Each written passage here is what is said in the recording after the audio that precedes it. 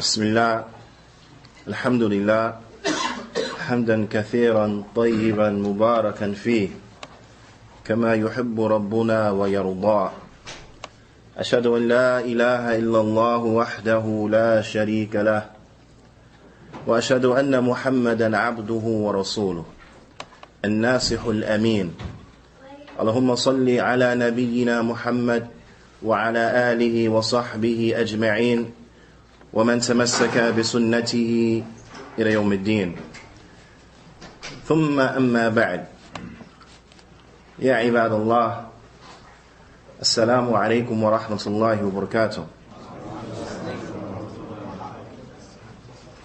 Before we begin, we would like to praise Allah subhanahu wa ta'ala for facilitating for us this gathering. Then we would like to thank the brothers here at Masjid NurAllah, those who organize this gathering and put it together for the people, this and the other monthly gatherings. May Allah subhanahu wa ta'ala reward each and every one of them tremendously. Ameen. Bithnillahi ta'ala, we want to talk about an extremely important topic this evening. And I request that the brothers, if you have access to pen and paper, then to please utilize it, inshallah ta'ala. As there may be points that you want to hold on to, the pen and the paper will help you in accomplishing that, bi'ithnillahi ta'ala. And also, while we're giving the brothers time for this, if there's anything that comes across in the class, please note it down so that afterwards you can highlight it to me, inshallah ta'ala, if there was a reference that was missed or something of the nature, so that we can give you the reference and the like. على كل حال قال الإمام مجدد محمد بن عبد الوهاب رحمه الله تعالى في أصول الستة. The great Imam Muhammad bin Abdul Wahhab, he says in Usul al-Sittah, أمر الله باجتماع في الدين ونهى عن التفرق فبين الله هذا بيانا شافيا تفهمه العوام. The Imam rahimahullah ta'ala, he says that Allah has commanded unity inside of the religion, and He has prohibited separation and disunity. Allah subhanahu wa ta'ala, He has commanded that we are unified inside of the deen, and He has prohibited disunity inside of the deen. And Allah subhanahu wa ta'ala, He explained this in the most clearest of terms, of which the common folk, they understand it. The most clearest of terms. Now, that the common folk, they understand it. The Fadilatul Sheikh Saleh Al-Fawzan, he says, هذا الأصل موجود في القرآن. He said this principle is present inside the Qur'an. This principle is present. You will find it in the Qur'an. That we are to be one. This is a principle. This is a qa'idah min qawa'id Ahl Sunnati wal Jama'ah, that we have to be one. We have to be unified in the deen. And we are not to be separated. We are not to be disunified and have disunity. The Shaykh, he says, you will find this principle inside the Qur'an. قال الله تعالى, Allah Ta'ala, He says, وَاعْتَصِمُوا بِحَبْلِ اللَّهِ جَمِيعًا وَلَا تَفَرَّقُوا. Allah Ta'ala, He says, and hold all of you together on the rope of Allah, and do not be separate. And do not separate, do not divide. This is in Surah Ali Imran, verse 103. So again, that's Surah Ali Imran, verse 103. وَاعْتَصِمُوا بِحَبْلِ اللَّهِ جَمِيعًا. Allah subhanahu wa ta'ala, He commands us to hold on to the habl of Allah subhanahu wa ta'ala. وَلَا تَفَرَّقُوا. And do not separate. Do not have disunity, but rather be unified. وَقَالَ اللَّهُ تَعَالَى وَلَا تَكُونُوا كَالَّذِينَ تَفَرَّقُوا وَاخْتَلَفُوا. Allah Ta'ala, He says, and do not be like those who separate and they divide and differ. Do not be like those who are disunified and they differ and they separate amongst themselves and divide. This is Surah Ali Imran as well, 105. وقال الله تعالى إن الذين فرقوا دينهم وكانوا شيعا لست منهم في الشيء. Allah subhanahu wa ta'ala, He says, verily those who separate in their religion and they are groups and parties, then you, O Muhammad, you have nothing to do with them. لست منهم في شيء. Then you, O Muhammad, you have nothing whatsoever to do with them. So when we contemplate over these ayat, ya ibad, we find that unity is a must. It's not an option. It's not that which is better to do, but it's something that we are obliged to do. We are obliged to be unified. We are obliged to be one. We are obliged to be together. And we have been prohibited from disunity. We have been prohibited from breaking up and separating and the like.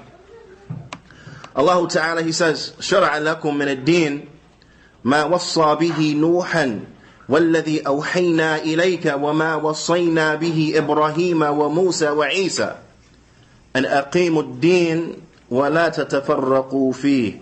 Allah Subhanahu wa Ta'ala, He says, and this is in Surah Ash-Shura, verse 13, it has been legislated for you in the religion that which was ordained to Nuh alayhi salatu wassalam, and that which we revealed to you, O Muhammad sallallahu alayhi wasallam, and that which we ordained upon Ibrahim and Musa and Isa, to establish the religion and do not separate in it. To establish the deen and do not separate in it. So we see, as the Shaykh, he says, فَلَا يَجُوزُ الْمُسْلِمِينَ أَن يَتَفَرَّقُوا فِي دِينِهِمْ. So thus it is not permissible for the Muslims that they separate inside of their deen. This is not permissible for the Muslims to separate inside of their deen. بَلْ يَجِبُ أَن يَكُونُوا أُمَّةً وَاحِدًا عَلَى التَّوْحِيدِ. But rather we are obliged, we are commanded to be one ummah upon tawheed. We are commanded to be one nation upon it tawheed. وقال الله تعالى إن هذه أمتكم أمة واحدة وأنا ربكم فاعبدون. Allah Ta'ala, He says, and verily this is your nation, one nation, and I am your Lord, so worship me. The ulama, they explain that this ayah, it points us to two things which are obligatory. The first is that we are to worship Allah subhanahu wa ta'ala alone. We are to worship Allah Jalla wa ala alone. So all of the ibadah belongs to Allah Jalla wa ala. Naam. And also, like we have to worship Allah subhanahu wa ta'ala alone, likewise, we are ordered to be one ummah, to be one, to be unified. To be one ummah, one unified. Naam. And this is something that is a must. It's not an option. Anything less than it is not acceptable. But we have to be one. Now the question comes, ya ibad, upon what do we unite? Do we unite just for the sake of uniting? Upon what do we unite? Now this is very important. And this is where a lot of the people who are concerned with unity have gone astray. This is where their error lies. Upon what is it that we unite upon? If one were to contemplate now, because this addresses to the ummah, it's not to a portion of the ummah, to the exclusion of the other portions or the other parts of the ummah, but it's to the ummah as a whole. So then what is it that we unite upon? Would it be possible for us to unite upon region? That we are all from one particular region? Would that be possible? No. That would be possible because the ummah don't live all in one region. So that's not it. Would it be possible for us to unite upon a language? Everyone who speaks this language, we have unity based upon this. Would that be possible? No. Now, would it be possible for us to unite upon a language? No. Because the ummah don't speak one language. Right or wrong? Even within this room, I'm pretty sure we have multiple languages. Sahulillah. Yes. Naam. So, can we unite upon race? That we all from this race? No, because the ummah is made up of what? Different races. What about color? Everyone with this shade of color. No, because the ummah has all the colors. Naam. So it can't be any of these things. So what is it then therefore that we unite upon? We unite upon the habl of Allah subhanahu wa ta'ala. As Allah ta'ala says, وَاعْتَصِمُوا بِحَبْلِ اللَّهِ جَمِيعًا. And all of you hold on to the habl of Allah Jalla wa ala. And the habl of Allah, as the ulama they explain, it is the book and the sunnah upon the understanding of the Salaf of the ummah. This is the habl of Allah subhanahu wa ta'ala. This is what we unite upon. And bila shak, to bring this in another way, or to articulate this using other terms. The book and the sunnah, upon the understanding of the Salaf of this ummah, this is the haqq. This is the truth. And this is why the title of tonight's lecture was called Unity and Cooperation Upon the Truth. Because we unite upon the truth. Now, this is incumbent, this is a must. And as we know, they're going to arise differences. They're going to arise differences. We're not always going to agree upon things. Differences and differing, it will come about. Naam. However, Allah subhanahu wa ta'ala, He has given us a clear protocol on how we solve our differing. So when differing comes up, Allah subhanahu wa ta'ala has given us a clear protocol, a clear methodology by way in which we will leave alone our differences, or we will solve whatever it is we're differing about. Allah subhanahu wa ta'ala, He says, فَإِن تَنَازَعْتُمْ فِي الشَّيْءِ فَرُدُّوهُ إِلَى اللَّهِ وَالرَّسُولِ. And if you differ in anything, then refer it back to Allah, وَالرَّسُولِ, and His Messenger. إِن كُنْتُمْ تُؤْمِنُونَ بِاللَّهِ وَيَوْمِ الْآخِرِ. If you truly believe in Allah on the last day. Now, this ayah is tremendous, as all of the ayat in Allah Ta'ala's book are tremendous. The ulama, they mention that in this ayah, you have the mentioning of an-nakira fi siyaq ash-shart. You have the mentioning of something which is indefinite in a conditional construction. Now, the linguistic construction is conditional, meaning that it explains a condition. That if this and this and that condition were to be met, then the solution comes with this. Now, ala kullin, Allah subhanahu wa ta'ala, He says, فَإِن تَنَازَعْتُمْ. And this is the condition. If you differ, when nakira, that which is indefinite, is found in fi shay'in. Now, if you differ, shay'in, in anything, fi shay', anything means anything. That if you differ in anything, na'am, فَيَفِيدُ umum. You understand from this what? A generality. So if you differ in anything, despite the scope, despite the subject, regardless, if you differ in anything, then you refer it back to Allah and His Messenger. Now, you refer it back to Allah and His Messenger. So you will find the cure to differing where? Inside of the book and the sunnah. Whether that differing is inside of deen or is inside of dunya. Whether that difference between a husband and his wife, or a man and his children, or the brothers at the masjid, or nations and communities, or with those who are ruled and the ruler and the like, then the answer is in the book and the sunnah. That's where the answer lies. But unfortunately, if you were just to gaze at the Muslim world, right? If you were to just look at the Muslim world, take a peek at the Muslim world, you will find that we are not implementing this. Because when the problems arise, you will find it's all too often, you will find also too often that that the Muslims will go and look for solutions inside of poison. It's like a person who gets sick, correct? Will you prescribe for him cyanide to cure his cough? Huh? Would you? What about bleach? His stomach hurts. Will you tell him, look, drink bleach, your stomach hurts, drink bleach? Would you do that? No. Why? Because everyone knows that the cure is not found in poison. The cure is not found in poison. The poison, ya ibad, is what? Is that which is un-Islamic. This is where the poison is. That which is not Islamic. Na'am. So when you're looking throughout our lands, and you find the mashakil, you find the problems that you find, then you find those who come and they try to say, fix it with democracy. Naam. Shaykh Saleh Abdulaziz al-Shaykh, Hafidhullah Ta'ala, he says, it is a tragedy. It is a tragedy for the Muslims to look for solutions in other than Islam. To look for solutions outside the Sharia.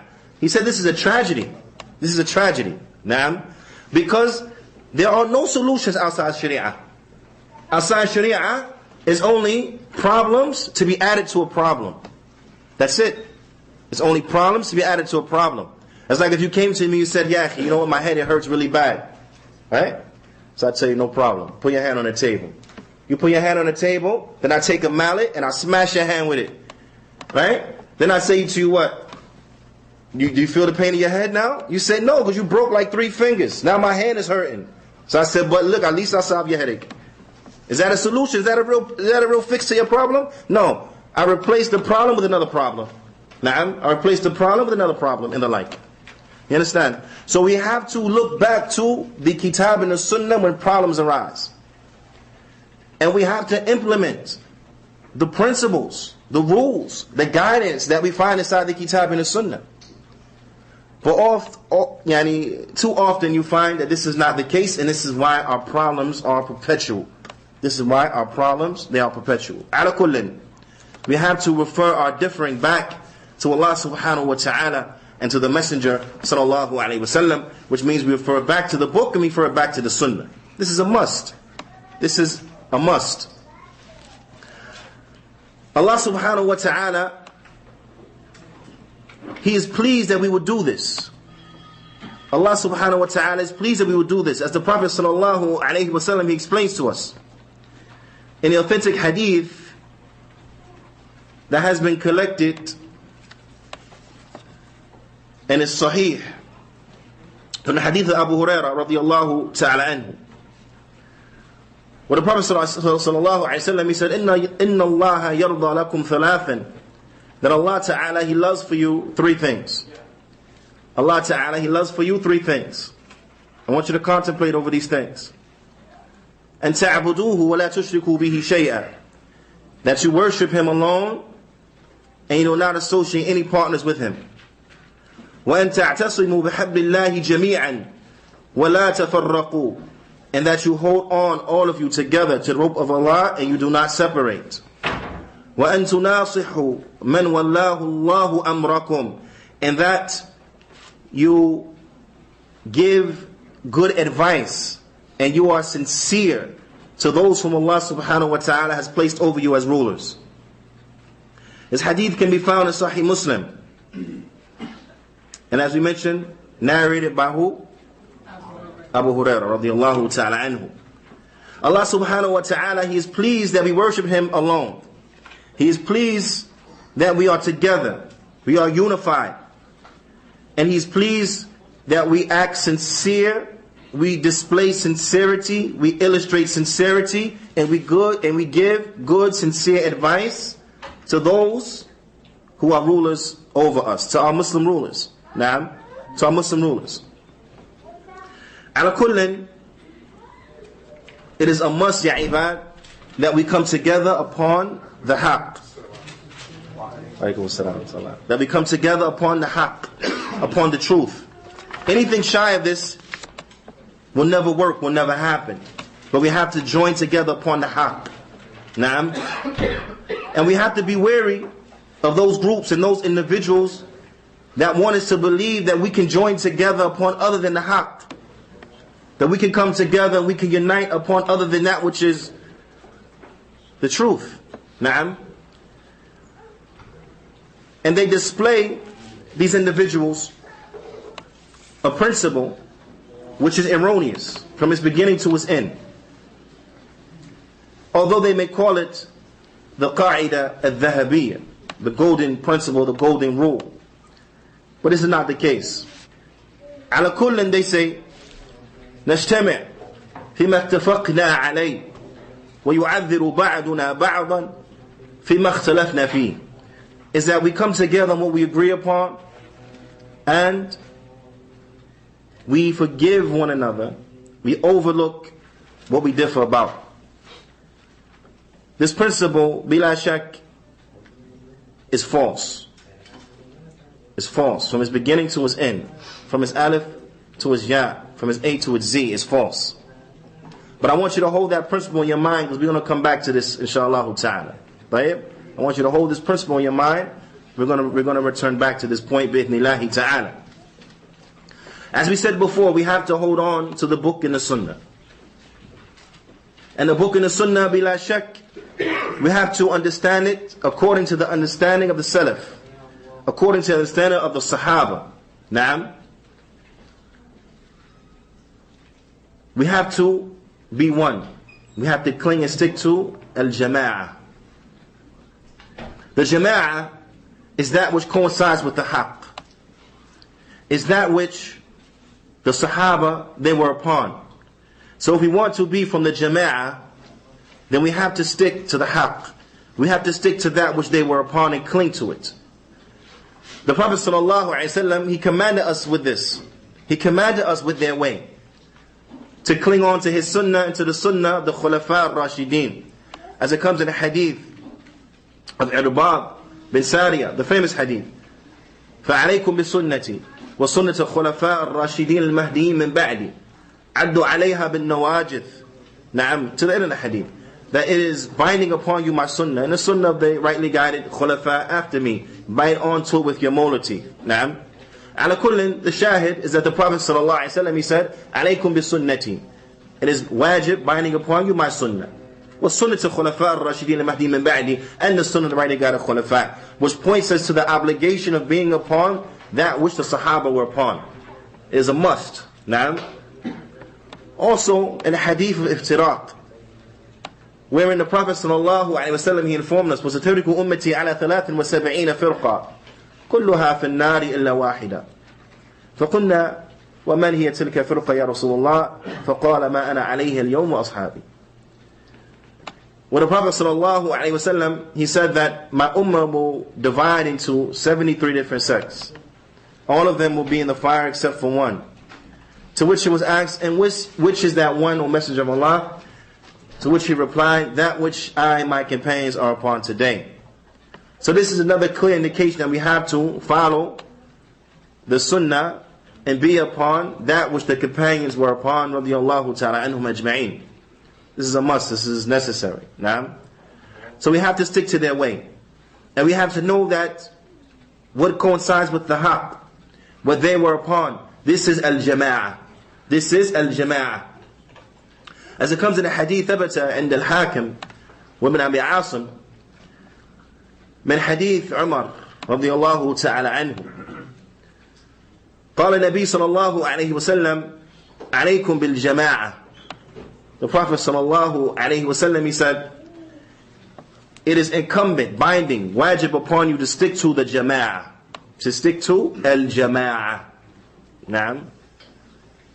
وإياكم والفرقة, and beware of separating, beware of splitting, beware of dividing. فإن الشيطان مع الواحد وهو من اثنين أبعد. Because the shaitan, he's with one, but he's further away from two. The shaitan, he's with one, but he's further away from two. ومن أراد بهبهة الجنة فعليه بالجماعة. And whoever wants the center of Jannah, then it is wajib, it is binding upon him to stick to al-jama'ah. Naam. So is there anyone from amongst us who don't want the center of Jannah? Anybody here don't want center of Jannah? Raise your hand. Exactly. We all want the center of Jannah. Naam. So therefore it is wajib, binding upon us al-jama'ah, that we have to stick to the jama'ah. وقال عبد الله بن مسعود رضي الله تعالى عنه يا أيها الناس عليكم بالطاعة والجماعة. He says, O mankind, it is binding upon you to obey, meaning to obey the Muslim rulers and to stick to the jama'ah.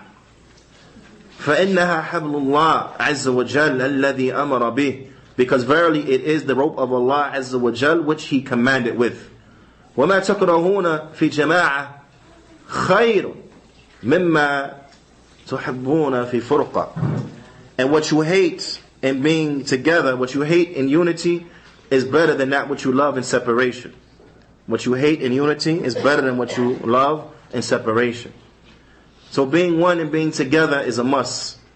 We have to be one, we have to be together, we have to stick to al-jama'ah. We have to stick to al-jama'ah.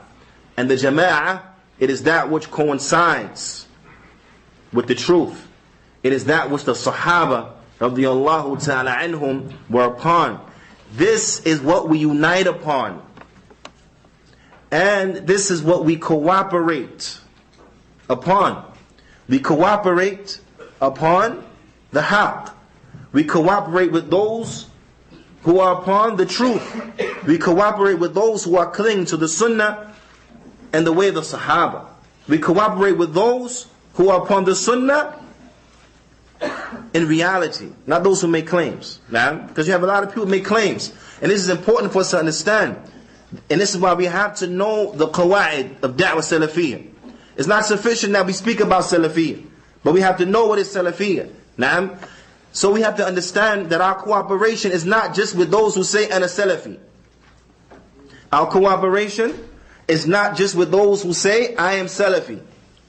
As a poet, he said, كُلُّ يَدَّعِي وَصْلٍ لِلَّيْلَةِ وَاللَّيْلَ لَا تُقِرُّ لَهُمْ بِذَلِكَ. All of them claim to have connection with Layla, but Layla, she don't agree with that. Now, everyone claim, I know Layla, this, that, but they don't know Layla. Layla don't know them. So the claim doesn't mean anything. You understand? The claim don't change the reality. Like if I said, this is Snapple and this is water. Does that change the reality? Does it? No. This is still water like it is, and that's still Snapple. You can't reverse it just because I said it like that. You understand? So a claim doesn't change the reality. So it is not enough just that a person says, ana Salafi. This is why we have to know what are the qawa'id, what are the principles of da'wah salafiyah, and then apply them. So that we know truly who is the Salafi from the Hizbi, who claiming that he's Salafi. Now, unfortunately, you will find that many of the ikhwa wa akhawat, they have yet to learn the qawa'id of da'wah salafiyah. They have yet to learn what is salafiyah. Naam, have yet to learn what is salafiyah. It's unfortunate that you have people who will say Salafi, Salafi, but you ask them what's salafiyah, they can't give you an answer that's suitable. Why? Because they don't know. They just know the word. Naam, this is not acceptable. And this is why we have a lot of the problems that we have. Because we don't understand the qawa'id. And a big reason why we don't understand the qawa'id, a big reason why we don't understand the qawa'id. And before I say this, as a disclaimer, I want to remind you, I'm your brother and I love you. Naam. So what that means is, I'm not always going to say things that you might like. Maybe sometimes I say stuff you don't like. But it's from love. The big reason, one of the big reasons why we have this, especially here in the West, is because Westerners love to be entertained. They love to be entertained. Now, and unfortunately, those who were the best entertainers, then they were the most famous from the du'at. And if you look at the subject matter, things in which they will talk about, then you will find this. Why? Because everything becomes those fluffy topics, or those topics of mass appeal. Not to undermine and say these topics aren't important, they're important. But topics in which they know, nobody's going to disagree with them. You understand? Who would disagree when we talk about the seerah of the Prophet ﷺ? Who would disagree with that? Nobody. Not a single Sufi, not a single Mu'tazili, not a single Ash'ari, not a single whoever. Nobody would disagree speaking about the seerah of the Prophet ﷺ. You understand? When it comes to speaking about family issues, how to keep a strong marriage, how to deal with children, and so on and so forth. Will anybody disagree with that? Nobody. Not a Ikhwani, not a Sururi, not a Tablighi. Nobody will disagree with that. Everybody come and hear that. They like that. And these things are important. Don't get me wrong. These things are important. You understand? But there are other things that are also important and some things that are more important. So when it comes to Tawheed, Tawheed is more important. When it comes to Tawheed, Tawheed is more important. Na'am. As the poet he said, العلم إن طلبته طويل وعمرك لتحصيله قصير فقدم منه بالأهام فالأهام. That knowledge, if you're going to seek it, is long. The lifespan that you've been given to get it is short. So what? So put forward, or so bring that which is most important and that which follows it in importance. So Tawheed is the most important. So although these matters are important, now these matters are important. But what's more important than these matters? At-Tawheed. So now I want you to go back, right? In the calendars of your minds. Go back, look at the seminars, the past 10 years. Look at the subject matters. Look at what was being spoken about. How many seminars can you point out which was speaking about the aqeedah of Ahl Sunnah wal Jama'ah? How many seminars can you point out which was speaking about the Tawheed? The Tawheed al-Uluhiyyah, wal-Rububiyyah, wal-Asma' wal-Sifat. How many seminars can you point out where you went over al-Aqeedah wa-Satiyyah? Mathalan. Naam? How many? Not many. You understand? How many classes can you point out throughout the Masjid that were on these vital topics? Not many. They were going on. Naam, they were happening. You had the good brothers. Our brother here, Brother Khalifa. Naam, and other than him, for those here in America, who were talking about these matters. But ain't nobody want to hear about that. So they may give classes and there be 2-3 people. Naam. There's some location they give class and the person by himself. The only people there is the people who call in. People don't want to hear about that. But if you say, hey, we're going to do a class about family issues, the masjid is packed. You want to do a class about being nice to women? Subhanallah, women is filled up now. It's filled with women. You understand? But when it comes to these affairs, the qawa'id, what does it mean to be upon sunnah? How do we believe in Allah subhanahu wa ta'ala correctly? How do we believe correctly in the angels? When the last time you heard a class about the correct belief in the malaika? Subhanallah, these are from the arkan iman. Naam, how do we properly believe in the books? How do we properly believe in the last day? How do we properly believe in the qadr? These matters are muhim, are important. But you don't find the focus being on that. Why? Because people are into entertaining people. Yeah. This is why people don't understand what is Qawa'id. They don't understand what is Salafiyah. This is why anybody can come and say, I'm a Salafi, and they say, okay, come on. Come on down.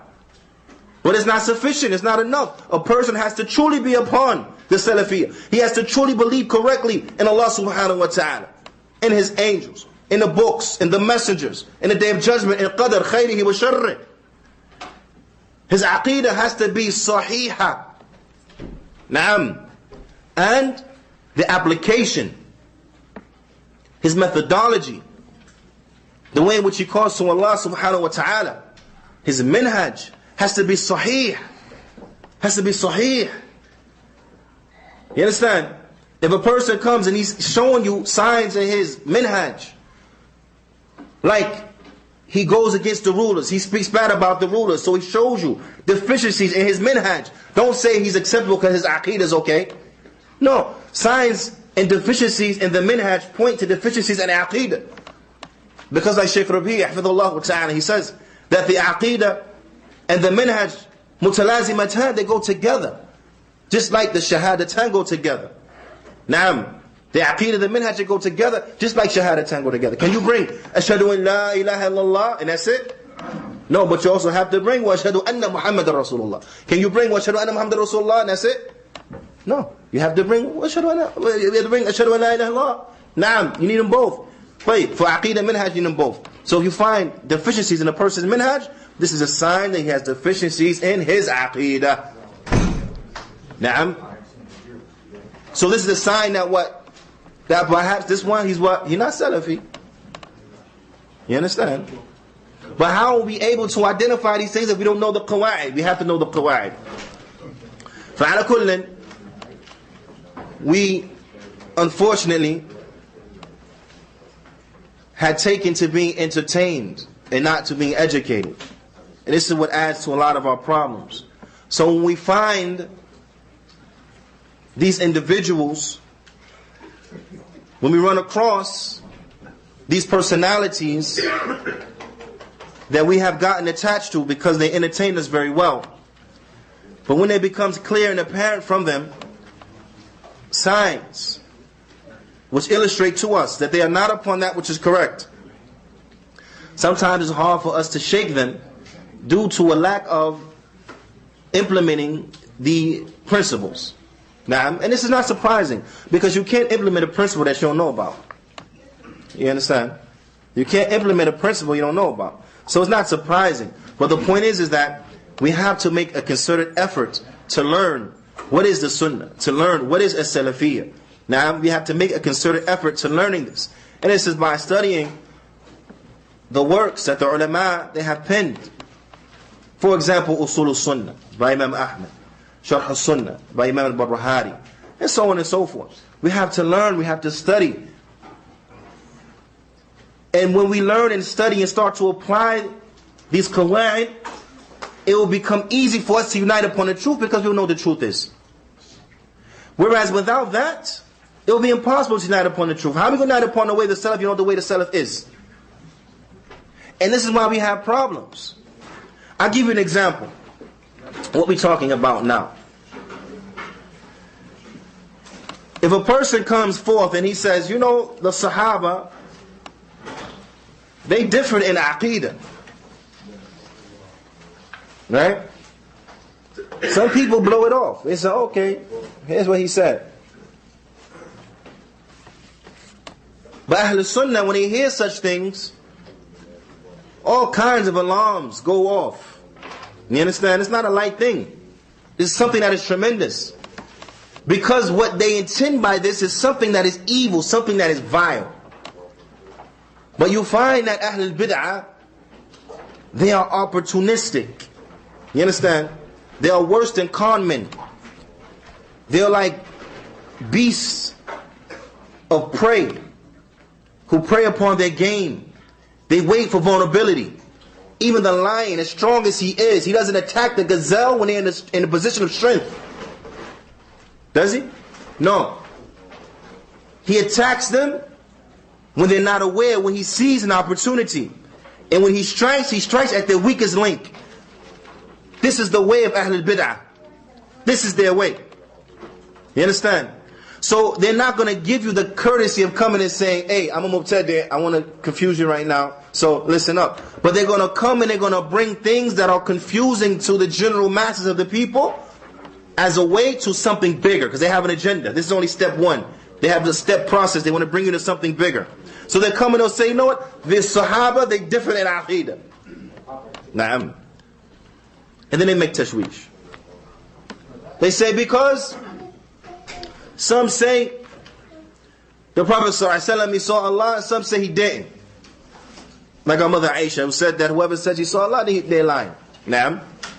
And they leave it like that. They don't get into any tafsir, they don't get into any details.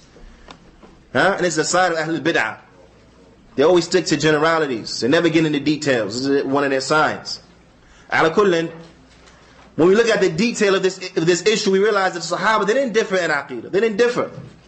Because our mother, radiallahu ta'ala anha, she negated that the Prophet sallallahu alayhi wa sallam saw Allah with his eyes.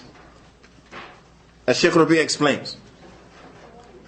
Ibn Abbas, radiallahu ta'ala anhu, he confirmed that the Prophet sallallahu alayhi wa sallam saw Allah with his heart. You understand?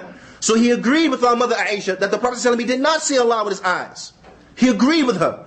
He didn't see Allah with his eyes, but rather he saw Allah with his heart. You understand? Is there any difference of opinion? Is there any differing? There's no differing. As Shaykh Rabi', as Shaykh Fawzan, as Shaykh Ulama, as they explain, Juyaanee, all of them explain the same thing. Now, there's no differing. They agreed. He didn't see Allah with his eyes. He saw him with his heart. There is no differing. There's no difference. So why would a person bring forth and say they differed and try to confuse you upon this point? What will be his intention? You know what his intention is?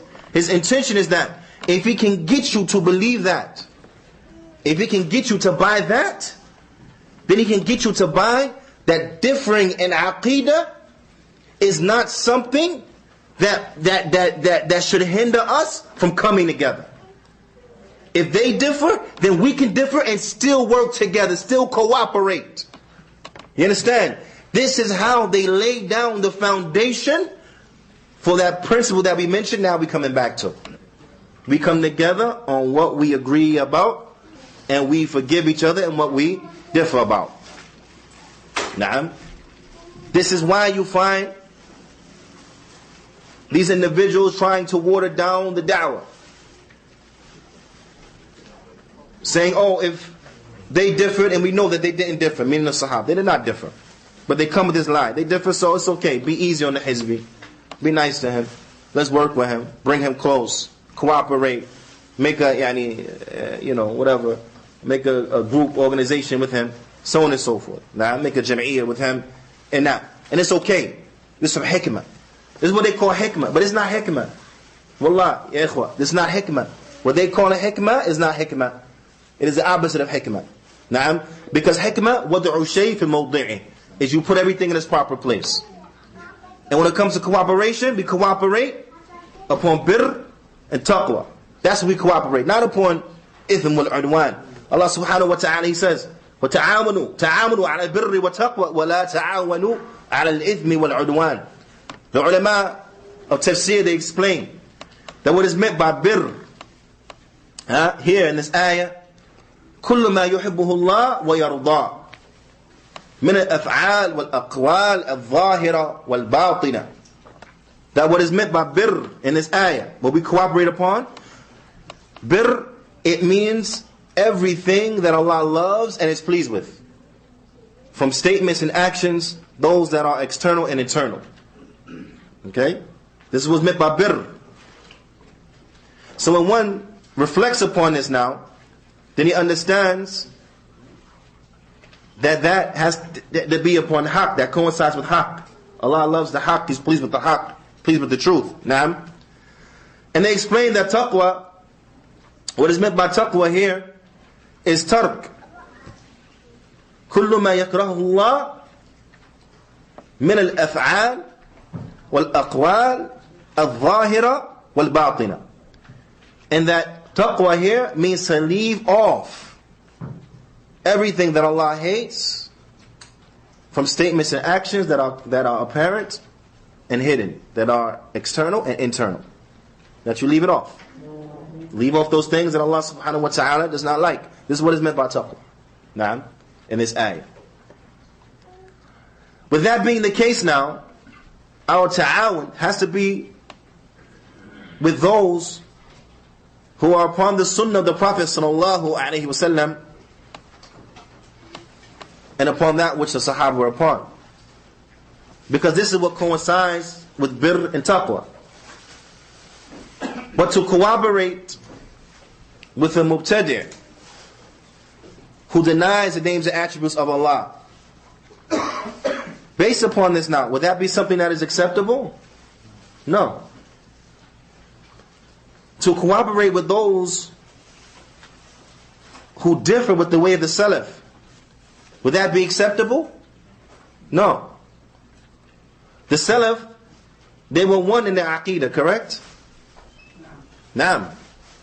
So the one who says that they differed in aqeedah, is he upon what they were upon? No. So can we cooperate with him? No. And we understand this rule, correct? We understand this principle. But yet you still have those who are clinging, or who claim to cling to Salafiyah, and they have a problem applying this to Shadeed Muhammad. Why is that the case? Is it not clear in theory? So why isn't it clear in practice? You understand? This is a problem. Because if you look, and we're using him as an example, and you know why we use him as an example? Because from Ahl Sunnah we have to be clear. As the Prophet ﷺ, he said, لا تزال طائفة من أمتي ظاهرين على الحق. That they will not cease to be a group for my ummah, except that they will be clear and apparent upon the truth. Now, got to be clear, and you have to bring details. You understand? Just to tell you stuff and leave it general like that. You understand?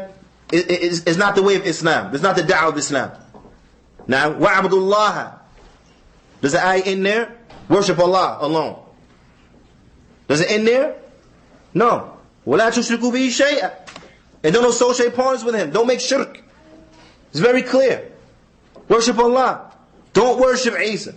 Don't worship Uzayr. You understand? Worship Allah alone. It's clear. So to establish the truth, you have to be clear. So you bring an example so it's clear and it's practical. And it's appropriate. And it's suitable. Ala kulli hal. When you look at the likes of this individual and you contemplate and you ponder and you really investigate his situation, what do you see from him?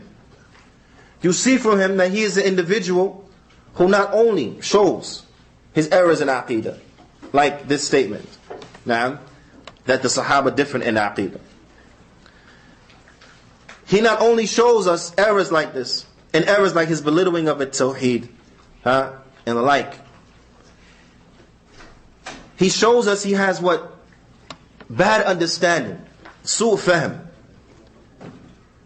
But Shaykh Uthaymeen, rahimahullah ta'ala, he said that one of the worst things is su' fahm. One of the worst things. Su' fahm. Because this jahl is not basit. It's not a little jahl. You understand? The person saying, yani, I just don't know. He don't know. He can be taught. But when a person thinks he knows, but he understands it correctly, it's very difficult now. This is a tragedy. This is why Shaykh Uthaymeen, he said, this is a calamity, this is musibah. Su' fahm, musibah. That bad understanding is a calamity. Now, he's illustrating to us he has a calamity. Yeah? But, and if you look at what he does, do you find him one who defends Ahlul Sunnah? Who defends the Salafis? Naam?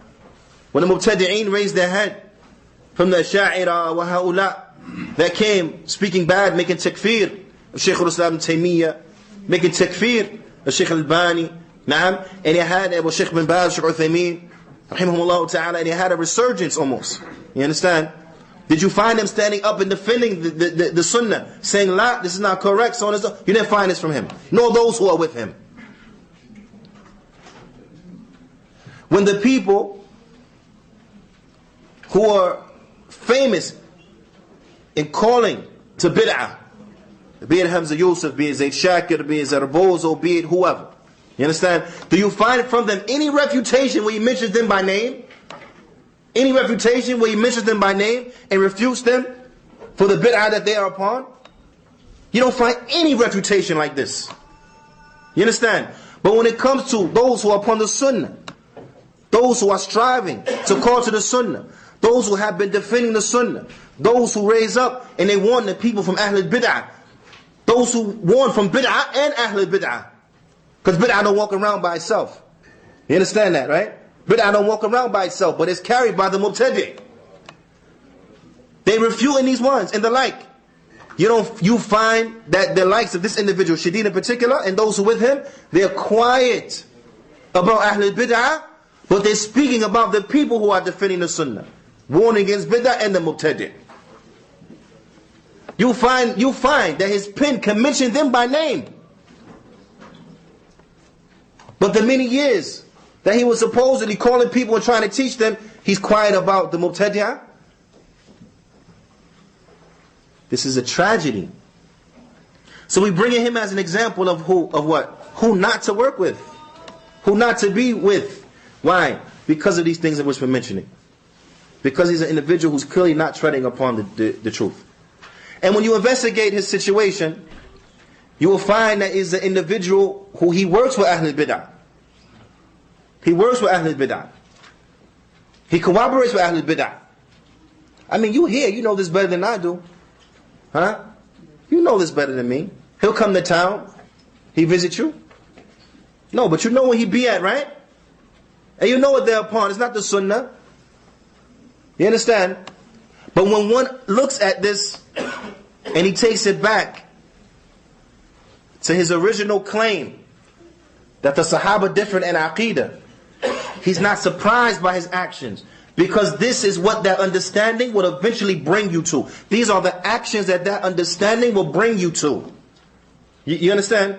when that evil concept reaches its full fruition, this is what it takes you to. And this is why the ulama, when they hear the likes of these things, khalas, they cut it. I'm not even going to say at the root. They stomp the seed before it can sprout. But us, we don't do that. We let it sprout. We let it grow. Because people, all they know is mashayikh. They don't know qawa'id da'wah Salafy. They just know mashayikh.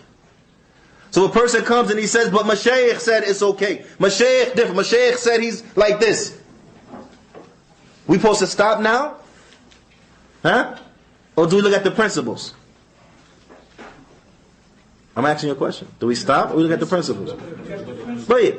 And then we look to the statements of the mashayikh in light of what? The principles. The Qur'an, the Sunnah, the way of the Salaf. Right? We look at it like this. And we find that detail, then we go with those who know better. With those who know more. Because detail shows you that that one knows more about the situation. He has more knowledge about the situation. Correct? Right. But we have become a people, due to a lack of our understanding of the qawa'id, that all a person got to say is mashayikh. Some mashayikh different, and that's it. Listen what I want you to do. I want you to take this concept and I want you to apply it in other places. Because truth is, what is it saying? Like, truth is true. It's not just circumstantially true. Like, it's true here but not there. It's always going to be true, the same thing. You understand? So the concept is always going to meet the same thing. You understand? If, for example, the Mubtadi'ah, the Sufiyya, when you come to them and you tell them what you're doing is wrong. You can't go to the awliya and pray to them. That's a shirk. You understand? This is shirk, it's kufr. Can't do this. Haram in Islam. What do they tell you? What's some of the things that they tell you? But our mashayikh of the tariqah said this and that and that. Sahulillah. There was a brother who he studied some time in Pakistan. Now, this is a true story. We don't got no makeup tablighi stories. This is real life. It happened. He studied in Pakistan. And he studied with the tabligh. But alhamdulillah, Allah subhanahu wa ta'ala, He guided him. So he didn't like tabligh. So it became clear they caught wind that this young man, he's not down with the program. He's always sneaking out. He's not really conforming with what we're trying to do. So one of the tablighi shaykh, he told him, he said, listen, it's as if maybe you read something which said it's haram to go with the tabligh and to go and go out with the tabligh and that. Khuruj, now. It's haram to do that, right? So you know what he told him? He said, let me put you to rest right now. He said, don't worry about it. I will write you a fatwa right now that say it's okay to go with tabligh. Understand?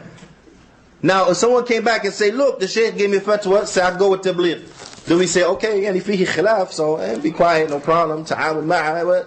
Do we say that? People differ, no problem. Still work with him. Be easy. No, we don't say that. Why? Because it's contrary to the qawa'id. We understand that it's contrary to the qawa'id. What the tabligh upon is not correct. Now, Sheikh bin Baz said that they're from the 72 sects who are going to the hell. You understand? Them were Ikhwan Muslimin. But so we understand this is not appropriate. It's not enough you come, you say mashayikh. So how come now somebody come, Johnny come lately and he say, but mashayikh. So much, that's all you hear, mashayikh. Now, so what are we supposed to say then now? Oh, well, I guess now, we fall back. Maybe mashayikh is different. Come on. You don't take it when it comes from a tablighi. You don't take it when it comes from Ikhwani. You don't take it when it comes from a Hanafi.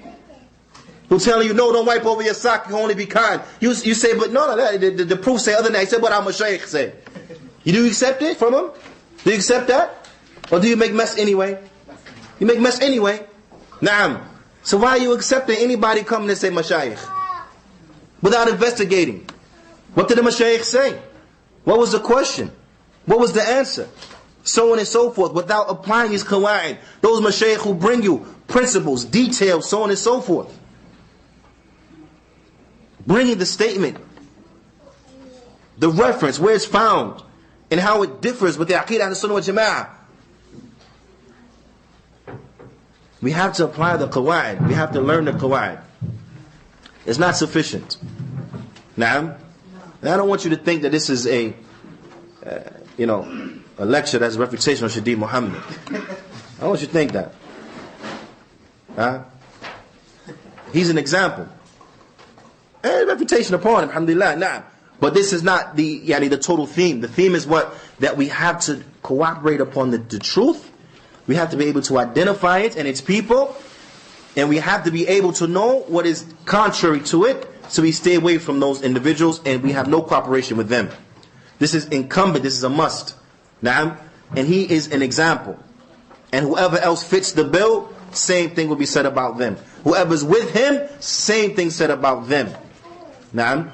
So it is incumbent for us to understand the likes of these matters, because these are problems that are plaguing us. These are problems that are hindrances in our coming together. There are hindrances in our coming together. So we have to alleviate them, and the way that we'll alleviate them will be by way of knowledge, by being upon that which the Salaf they were upon. We have to be upon the Jama'ah. We have to be upon the Jama'ah. And we have to be able to identify who is from Ahlul Sunnati wal Jama'ah. Because who's from Ahlul Sunnati wal Jama'ah? It's not just those who say they're from Ahlul Sunnati wal Jama'ah, but those who are truly from Ahlul Sunnati wal Jama'ah. So we have to be upon the Jama'ah. Alaykum bil Jama'ah. It is wajib upon you to stick to the Jama'ah. Inshallah ta'ala, to further go over this point of who do we unify with? Who do we cooperate with? Then it will be those who are from al-Jama'ah. Who is al-Jama'ah? قال Imam al-Barbahari رحمه الله تعالى والأساس الذي تبنى عليه الجماعة. Oh, listen up now. He said, and the foundation upon which the Jama'ah is built upon. Al-Jama'ah. So in your notes put Al-Jama'ah. I ain't even going to translate it. Al-Jama'ah. Naam. He said the foundation upon which the Jama'ah is built upon is what? Hum ashabu Muhammad sallallahu alayhi wa sallam. Then they are the companions of Muhammad sallallahu alayhi wa sallam.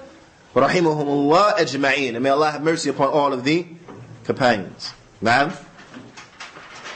The Imam, he says, وَهُمْ أَهْلُ السُّنَّةِ وَالْجَمَاعَةِ. The Sahaba, they are أهل السنة والجماعة. Naam.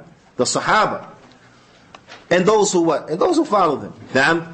فَمَنْ لَمْ يَأْخُذْ عَنْهُمْ فَقَدْ ضَلَّ وَابْتَدَعَ. Whoever does not take from them, take from the Sahaba, then he has gone astray and he has innovated in the religion. وَكُلُّ بِدْعَةٍ ضَلَالَةٍ. And every innovation is a going astray.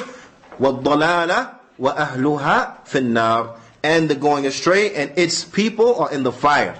The going astray and its people on the fire. Shaykh Salih Fawzan, hafidhullah ta'ala, inside of his explanation of Sharh al-Sunnah, he explains, he comments on this point, where he says, وَأَسَاسُ الَّذِي تُوبْنَا عَلَيْهِ الْجَمَاعَةِ. And the foundation of which the Jama'ah is built upon. He said, مَنْ هُمْ? Who's the Jama'ah? مَنْ هُمْ الْجَمَاعَةِ الَّذِينَ هَذَا شَأْنُهُمْ. Those whom of which this is their condition. Now, who are they? He said, hum أصحاب محمد صلى الله عليه وسلم ومن جاء بعدهم من التابعين وأتبع التابعين والقرون المفضلة. هؤلاء هم الجماعة ومن اقتدى بهم من المتأخرين. He says the Jama'ah, they are those, or they are the companions of Muhammad sallallahu alaihi wasallam, and those who follow them from the tabi'een and from the atba' tabi'een, the three praiseworthy generations. They are the Jama'ah, and those who imitate and follow them from those who came later. They are the al-Jama'ah. So who's the Jama'ah? Those who follow and are upon that which the Sahaba were upon. Humul Jama'ah. The Shaykh, he says, هؤلاء humul Jama'ah. These ones, they are the Jama'ah. الذين يجب على المسلم أن يكون معهم. Those whom it is incumbent, it is wajib upon the Muslim to be from amongst them. نعم. من أراد ببحث الجنة فعليه الجماعة بالجماعة. Whoever wants to send a Jannah, then he has to stick to the Jama'ah. What's the Jama'ah? The Sahaba and those who follow them in good. Naam, you have to be upon what they was upon. This is a must. This is what we come together upon. The Haqq. This is who we cooperate with. Those who are upon this Haqq. Na'am. And we have to know that when you cling to this Haqq, harm is going to come to you. Harm is going to come to you. وَالصَّبْرُ عَلَى أَذَافِهِ. Harm is going to come to you. And you have to know that you're going to be a minority. You're going to be a minority. You're going to be strange. طُوبَى لِلْغُرَبَاءِ. طُوبَى is for the ghuraba, it's for the strangers. You're going to be strange. The Prophet ﷺ told us that. The Prophet ﷺ said that the ummah will break into 73 different sects, all in the hellfire except one. So that's 72, one. So you're going to be a gross minority. Now, you're going to be strange. So with that being the case, harm is going to come to you. And this is why, listen, this is why we have to know the qawa'id, the principles of the deen. Stick to them, cling to them, follow them. Now, because if there's any type of khalal, if there's any type of deficiencies in that, we may not be able to weather the storm. We might fall off. So this is why these things are very important. Commenting on what we said earlier, that yes, things about family issues and stuff like that is very important, yes. But there are things that are more important. There are things that are more important. The society we live in, we're bombarded on a daily basis. When it comes to the aqeedah, we're bombarded on a daily basis. And I don't think we understand how much we're bombarded or what situation that we're in. I don't think we understand this. But Shaykh Abdis al-Shamri, Hafidhullah Ta'ala, he told us something that is tremendous. He brought attention to an affair that was tremendous. And he told us, he said that right now the Muslim is being attacked with regards to his aqeedah. And most of them are unaware from the standpoint and direction by way in which they're being attacked. He said there was a time that the ummah, the Muslim, they were being attacked by philosophy. Now, when the Muslims in the age of translation, as the historians call it, when a lot of the books from the Greeks and that were being translated into Arabic, they started to affect the thinking of some of the Muslims. Now, when the books of Aristotle and Plato and Socrates and so on and so forth and all of this stuff was being translated, this rhetoric, it started to affect the thinking of some of the Muslims, and the aqeedah was being challenged from the standpoint of rhetoric. And anybody who reflects back on that in that era of history know that this was a great calamity. Many of the groups of the Mu'tadi'ah sprung from this era, due to this stuff. So there was an attack on the aqeedah that back then. It was very, very, very dangerous. You understand? He said, but that era has gone. Our attack on the ummah is no longer from this direction. It's no longer from this direction. He said, but rather the attack upon the ummah right now, it comes from the bab of tashri'. It comes from the bab of legislation. It comes from another way. It doesn't come from this philosophical way, but it comes from a political way. He said it comes from the way by way of democracy. He said this is the attack upon the ummah now, upon the aqeedah of the ummah now, from the standpoint of democracy. And to trying to convince the ummah and put down their throat that democracy is superior to sharia. You understand? Because no one just take democracy and that's it. No, it's a package. It's a package. You understand? That attacks everything. All of your morals. It attacks it. It attacks it. Sahwalillah. A lot of times we don't contemplate on this, but he brought this out. He said this is something that, and this was, mind you now, this was his introduction to his classes on Aqidah al-Wasitiyah. This is what the Shaykh, this is what he gave us as introduction to Aqidah al-Wasitiyah, showing us the importance of studying this book. He's saying because, especially, he said, because the classes were for the brothers here in the West. Now, he said, especially because you live in the West, your Aqidah, you have to know it inside and out because you're constantly being bombarded and attacked. And if you don't know it well, then you may fall victim to some of these attacks and you may start believing what these people are saying. Huh? You may start believing what some of these people are saying. We attack, ya ibad, on so many levels. And we don't even realize it. Disney attacks our children every day. And we don't even contemplate upon this. You understand? The whole Prince Charming and whoever, I don't know, yani concept, you understand, is something that plagues the minds of the Muslims. You don't believe what I'm saying? Just listen to the women in your family. Listen to the Muslim women in your family and their concept of what's love. Him and her live happily ever after. Him and her live happy ever after. But when it comes to polygamy, where's that now? Because polygamy is not him and her, is it? But it's him, her, and her. That's 4 hers, right? So, but they're telling you what? That concept is not suitable for what true love really is. True love is him and her, happily ever after. And we know this is incorrect because Allah Ta'ala, He allows for us everything that's good. He prohibits from us everything that's bad. You understand? Allah allows for us everything that is good and He prohibits everything that is bad. So we understand that this institution is good for society, for individual, for the family, for everybody. It's good. But the Disney has convinced us that the opposite is good. That's true love, happily ever after, him and her. So now everyone looking for the Prince Charming. You understand? Every man wants his Snow White or whoever.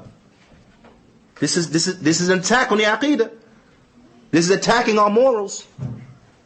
This is attacking the thinking of the Muslims.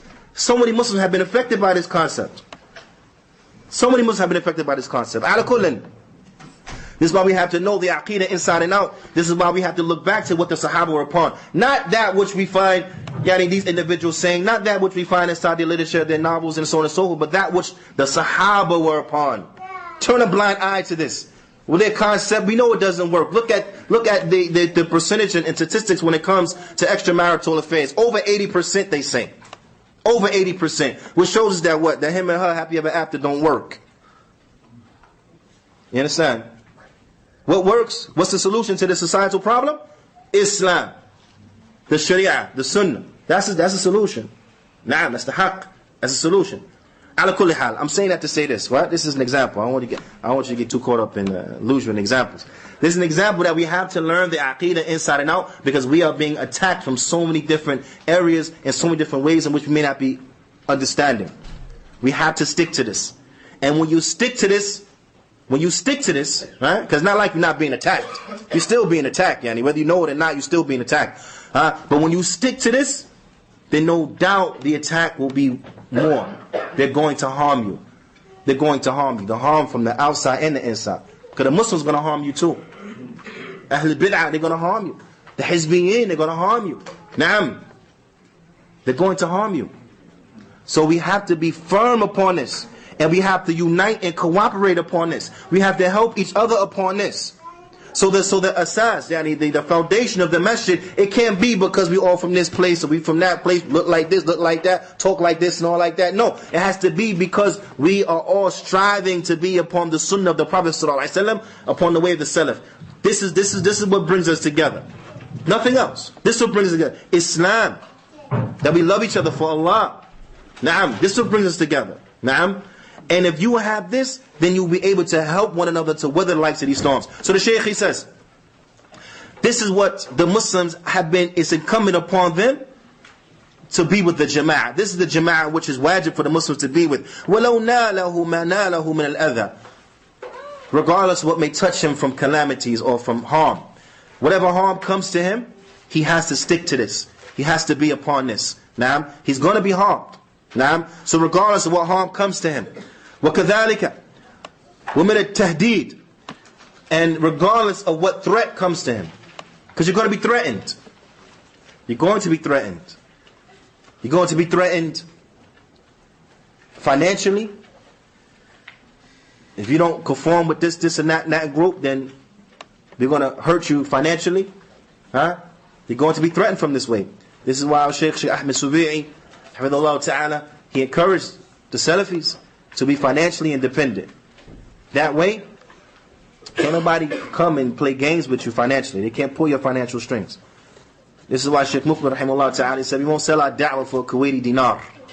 We're not going to sell our da'wah for a Kuwaiti dinar. Na'am. Or any other type of currency. You understand? Because this is one of the angles in which they come at you. They make these threats. Will threaten you financially. The Shaykh, he says, وَمِنَ التَّعْيِيرِ, also they will condemn you. So whatever condemn that they will come with and lies that they will invent and so on and so forth is going to happen. It's going to happen. But you have to be patient. And the Shaykh, he says, وَمِنَ التَّهَجُّمِ, نعم, and they will also assault you. Na'am, they will assault you. It happens. Ahl bid'ah, particularly the Khawarij from amongst them, do they not physically harm the Muslims? Do they not physically harm Ahl Sunnah? Na'am, they physically harm them. So this also is in the realm of possibility. They may physically harm you. Na'am. The Shaykh, he says, يَصْبِرَ عَلَى هَذَا. He has to be patient upon this. He has to be patient upon this. We have to tahammul, and he has to be forbearant. He has to have fortitude. He has to have resolve when these things happen, because they're going to happen.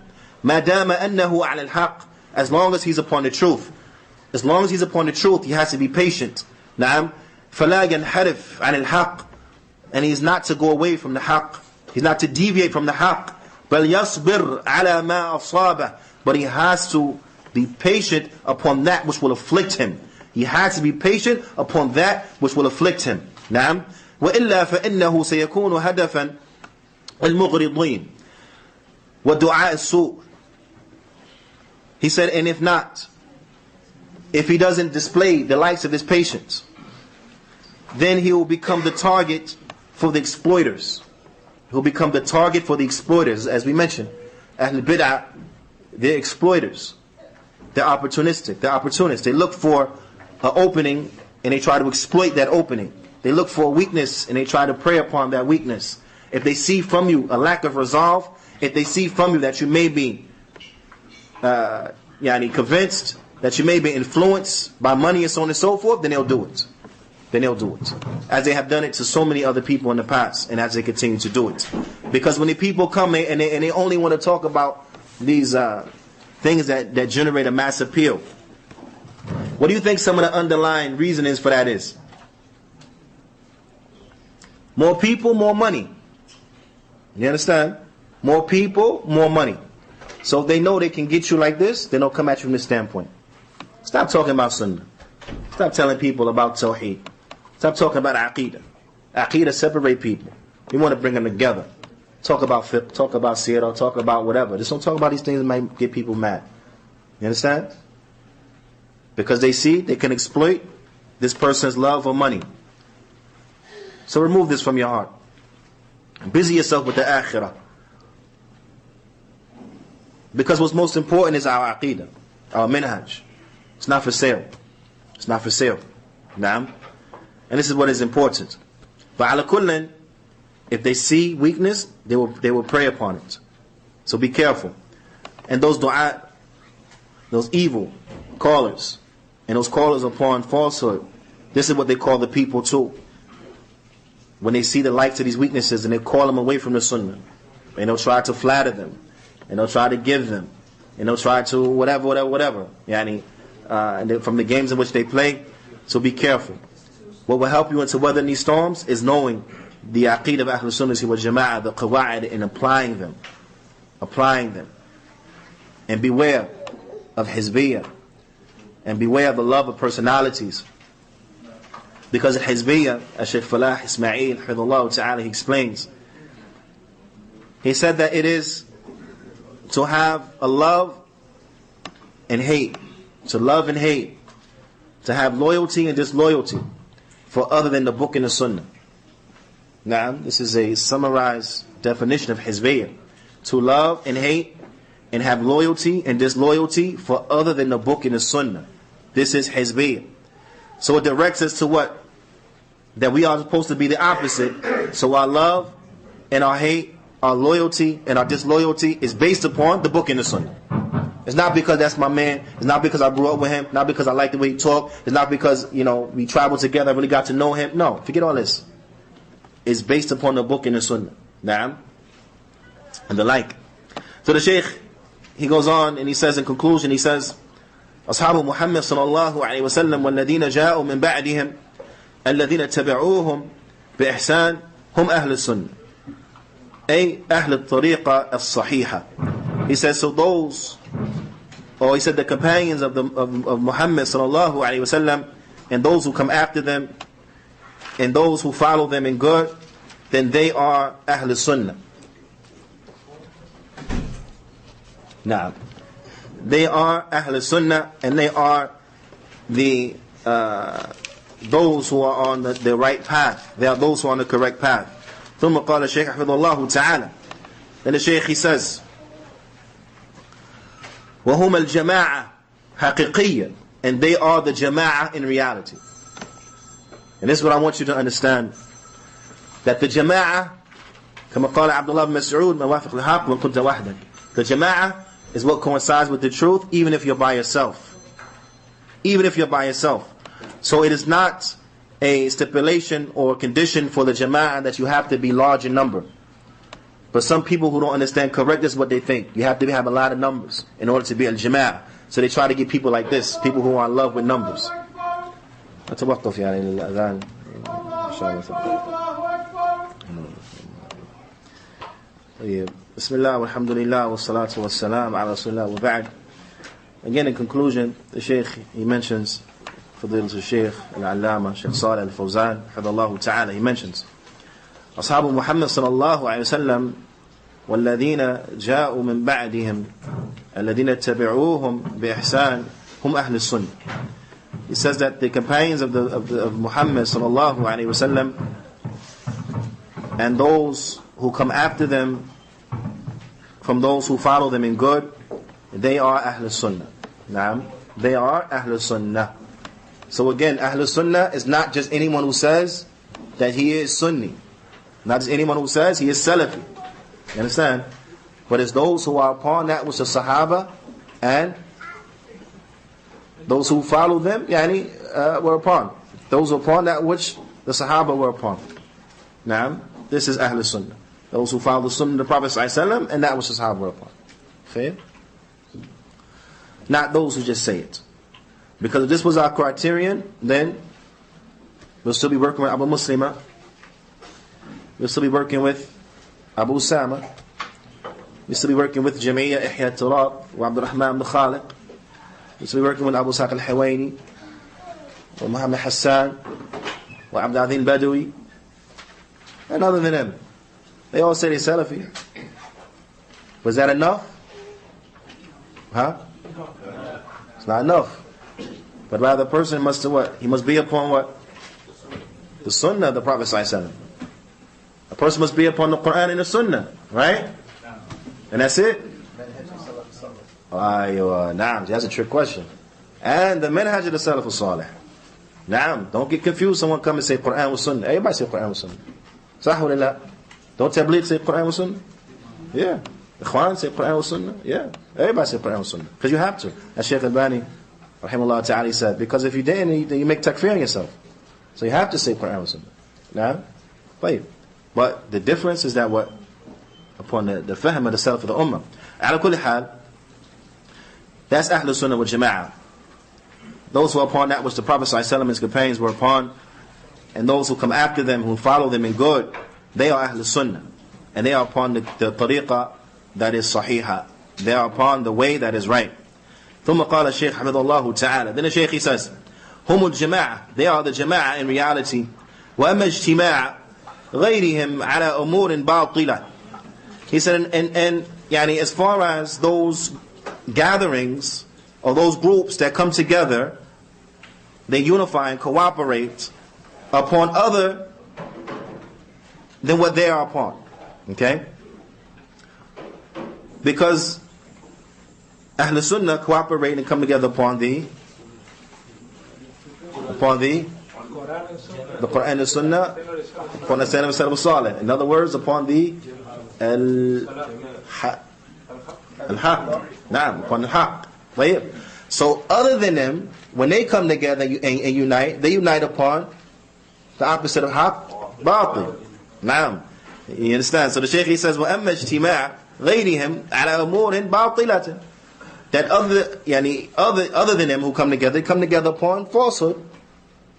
They join and cooperate upon falsehood. So the Shaykh, he says, فَهَؤُلَاء لا يسمون الجماعة. So these ones, you don't call them al-jama'ah. They're not the jama'ah. The jama'ah is what coincides with the truth. These ones come together upon falsehood. The Shaykh, he says, وَإِن كَانُوا عَدَدًا كَثِيرًا. Even if they're a lot, multitudes, many of them. Which we understand that the jama'ah is not just a lot of people. That's not the concept of al-jama'ah. The concept of al-jama'ah is that which coincides with the haqq. So the Shaykh is saying that we don't call them al-jama'ah, even if they are a lot, even if they are many in number. The Shaykh, he says, the reality is as Allah Ta'ala, he says, تَحْسَبُهُمْ جَمِيعًا وَقُلُوبُهُمْ شَتَّى. You see them, you think that they're one, but their hearts are separated. Their hearts are separated. Ma'am? Their hearts are divided. This is the reality. Those from the Hizbiyin, those from Ahl Bid'ah, na'am, their hearts are divided. Although they may be many in number, their hearts are divided. They're not together. Because the only way that we can ever have unity is unity upon the haqq. The only individuals that we cooperate with are those who are upon the haqq. Those who are upon the haqq, not other than them. نعم. فنكتفي بهذا القدر. وصلى الله وسلم على نبينا محمد وعلى آله وصحبه أجمعين. جزاكم الله خيرا.